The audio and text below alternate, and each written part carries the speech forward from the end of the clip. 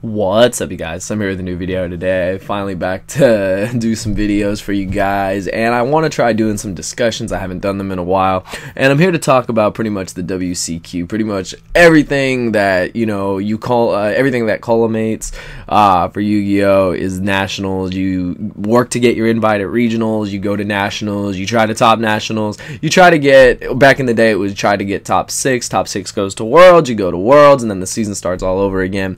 I know things are completely different now with the point system. They're different.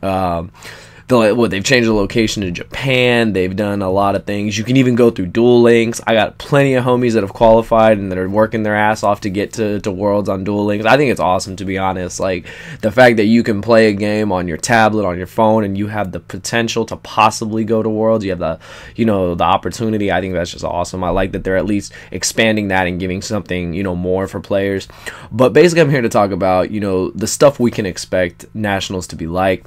I know other countries and stuff have had their nationals, are going to have their nationals. They're playing under the old list, unfortunately. Today is the 11th, tomorrow is the 12th, meaning that Norden will be banned, Grass will be at 1, and we will be in a different kind of format. Now, when I say different, I don't mean fully different. The decks, the usual suspect decks, are still there. We've still got Zoo, we've still got Dracos, we still have plenty of other decks that people are going to try to play. Now, here are just some of my personal thoughts on it.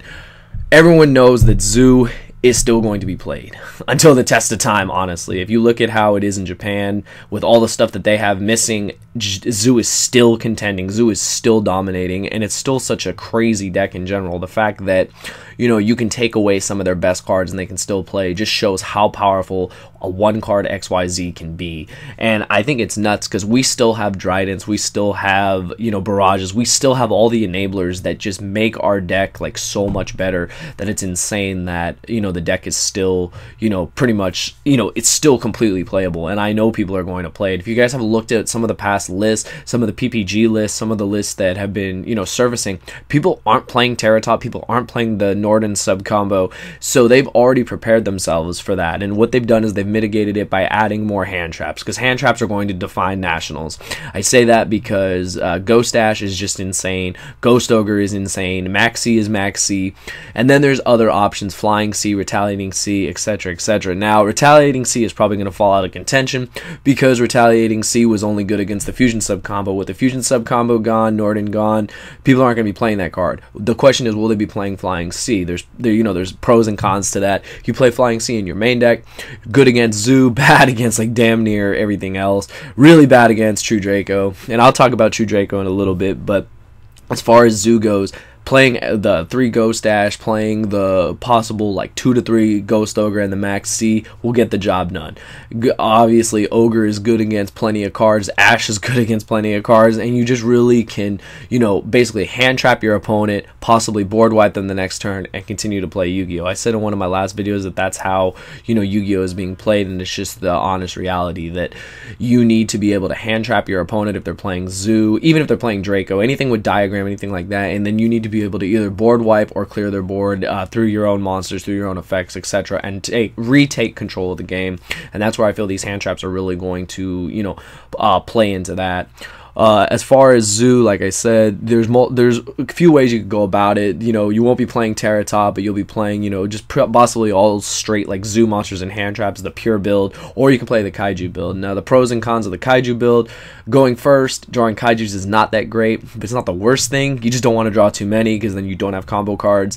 Then you have Pure, which is just, pretty much every summon outside of your hand traps, because you don't summon your hand traps. Every summon is going to equal an XYZ as long as you don't get Ash, as long as you don't get Ogred, etc. And I think that, in all honesty, the Pure build might be the way to go. Pure build it, side the Kaijus for going second, board wipe your opponent, play Yu-Gi-Oh! Now, the other pros to playing the Kaiju build is that Masterpiece is a bitch. Let's face it, Masterpiece is still a problem. It's only been out for a little bit, but it is a problem. That card really, being unaffected by usually monster effects and spells, pretty big deal. Even if it's monster effects and traps, kind of a big deal. You can't strike it, you can't get rid of it, so it does pose a problem. I think that Kaijus are really good for handling that, and I know several builds that surfaced are running the Kaiju engine in the main deck as an out to Masterpiece, but I feel that there are other ways that, you know, you can do it with less, in a sense, brick cards. I like Kaiju a lot. I just feel like if you want your deck to be as consistent and as, you know, straightforward as possible, pure might be the way to go. Now, I'm not really a huge fan of Zoo, to tell you the truth. I know I'm talking about it, but I'm not a huge fan of it. I've only played it at one event in its pure form, and that was YCS Seattle. I'm just not a huge fan of it. I do like the deck's engine. I do like playing Zoo cards in other decks. You guys know I love the Minerva deck. Still thinking about playing the Minerva deck. Me and my brother Johnny were working on the Goo, but I've also considered True Draco. Now, True Draco can come in True Draco Zoo or True Draco the Demise build. True Draco Zoo, you know, it has the combos with Diagram. You have the option to play Masterpiece, the ability to play Return, and, you know, on top of all your Zoo stuff. So it's a pretty cool deck. I don't really have much to say about it because it's not a deck I would play. But then there's True Draco Demise, the pure True Draco. Now that deck is just insane. There is so much draw power. There is so much consistency, so much just utter interruption on your opponent's turn, and I think that that's what really makes that deck cool. Is Monarchs had the ability, you know, to interrupt your opponent with escalation and with Ether, and you see now that's basically what True Draco does, but they do it better because Masterpiece is such a behemoth. Dynamite Knuckle is such a good card. Just being able to, you know, whenever your opponent activates anything, you just be like, oh, I'm just going to get a trap. I'm going to activate it. You know, I'm going to be able to tribute stuff. I'm going to be able to pop your cards. And I'm going to be able to just completely out-resource you. And I feel that that's what the deck does really, really well. It out-resources your opponent so fast. I've play-tested it against it a lot. I've played with it, and I just see, like, how it can just out-resource your opponent so fast. They burn through stuff, and then once you slap down a Masterpiece, because you never summon Masterpiece turn 1. Like, people should know that by now. Everyone has said in a deck profile, you don't summon Masterpiece turn 1. You go with Dynamite Knuckle or the Maiden, whatever you're playing, and, you know, you build up your resources like that. When your opponent is burned out of resources, you drop a Masterpiece, there's no coming back. I've noticed that it just being able to, you know, just out-grind your opponent really well. Like, it's really, really strong in that sense, and I feel that that makes it a huge contender for Nationals. I think it's going to be one of the most represented decks if people are able to get all the cards.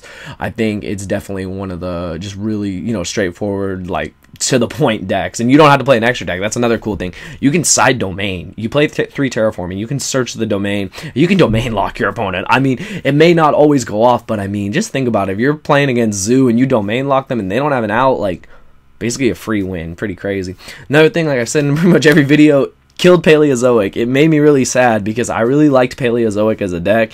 And the funny thing is the conundrum with Paleozoic right now is that Paleo can beat Zoo, but dies utterly, horribly in like a burst of fire to Masterpiece and to just Demise Dracos in general. Just Dracos in general. It literally crumbles to that deck. You literally would have to go as far as maining Gamma Seal, but then they can just return back any of the monsters and then just start doing stuff. They can return back Dynamite Knuckle, they can slap another Masterpiece down, and you're out of luck. So it's pretty crazy when you think about it. But I haven't given up on Paleozoic. The 2 decks I haven't given up on completely yet are Paleozoic and Minerva.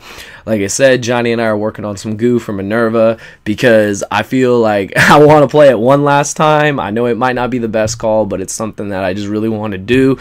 Anyone wants to play the Minerva deck, you guys will have access to Minerva right before Nationals. I think that's pretty cool. We'll see how it impacts Nationals for sure, but I think on top of all of that, there's other rogue decks people are going to play. I'm sure people are still going to try to play decks like Infernoid. They're still going to try to play decks like Metal Foes. They're still going to try to play all the old suspects we used to have in the meta. And I feel that that's really cool. I think you shouldn't limit yourself, especially like if you're going to Nationals to have fun, if you're going to Nationals, you know, just to really enjoy the event. Because last year when I came back after not going for like 2 years, I literally just loved the event. I hadn't even qualified. I hadn't played Yu-Gi-Oh! And I played the regional flights, the LCQs, and I had like the best experience. Like, I had the best matches of Yu-Gi-Oh! I'd had in a really long time. I ended up winning one of the flights. I ended up getting my invite. I played Klee. Like, it was a kind of a degenerate deck. The format was kind of crazy with Monarchs, BA, Cosmo, etc. But I just really loved that deck, and I loved what it could do, and it was just a really great experience for me to play Yu-Gi-Oh! Again.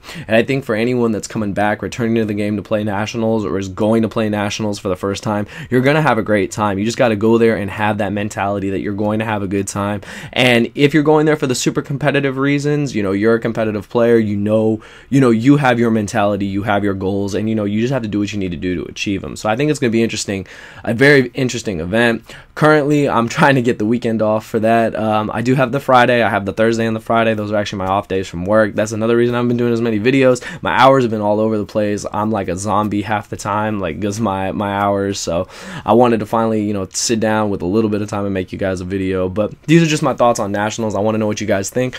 I guess my question that I'm going to propose in these videos, and I think in every discussion video I do, I'm gonna have a question at the end that I'd like you guys to answer in the comments. I'm gonna keep it simple. What deck would you play for Nationals and why? I don't care what it is. I don't care if it's Zoo. I don't care if it's Pure Zoo, Kaiju Zoo. It doesn't matter. Everyone's gonna give hate for people that play Zoo. Look, it's the format. We've been in these formats before where there's only one deck people play. Are you gonna play True Draco? If so, what build? Draco Zoo, Pure Draco, etc. There's a lot of other decks. You can play decks like Wind Witch. Are you gonna play decks like Minerva? Are you gonna play decks like BA? Or what are you gonna play and why? And what is your reason for playing that deck? I think that'd be a really interesting discussion down in the comments. So yeah, I hope you guys enjoyed this video. If you want to see more discussions, let me know. Either comment below, give this video a like. It'll let me know that you guys like these kind of videos, and I'll definitely try to bring out more videos as Nationals approaches. We can do like a preparing for Nationals, etc., like how to side deck against the current decks of the format, and just keep an eye on any regionals that are going on. Keep an eye on anything. We don't have that much time. We have less than a month, but keep eyes out for deck lists because it'll definitely give you ideas for the upcoming format. So yeah, I hope you guys enjoyed this video. Give it a thumbs up, and thank you for watching.